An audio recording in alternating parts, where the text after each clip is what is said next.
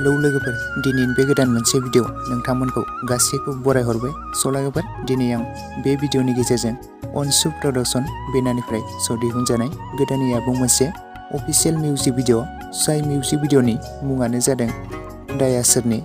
बे मिउजिक भिडिअआवनो गाहायै फावखौ खालामदों बर'नि मुंदांखा फाव खालामगिरिफोर बिथां मनालिसा हाज'वारि, सुदेम सना रामसियारि, अनसुमा बर', जेजास केरकेटारि, रुपसिं मिताली।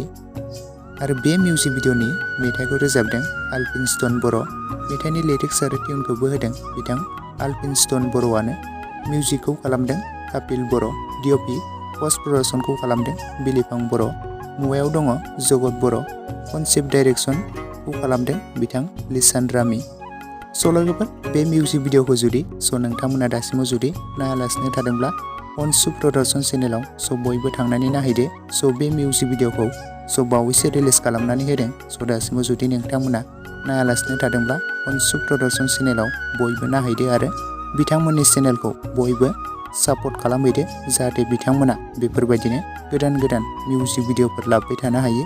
लोगोफोर, आंनि दिनैनि दासिमनि भिडिअ आपडेटआ बेखिनियावनो। भिडिअखौ नायनानै जुदि नोंथांमोना एसेब्लाबो मोजां मोनदोंब्ला लाइक खालामोब्लानो जाबाय। लोगोसे जुदि चेनेलाव सोरबाफोर गोदानै फैदोंब्ला साबस्क्राइब खालामनानै खाथिनि बेल आइकनखौबो अल प्रेस खालामना लाबोनो जाबाय, जाहाथे नोंथांमोना बेफोरबायदिनो गोदान गोदान भिडिअफोरनि आपडेटखौ मोनबाय थायो।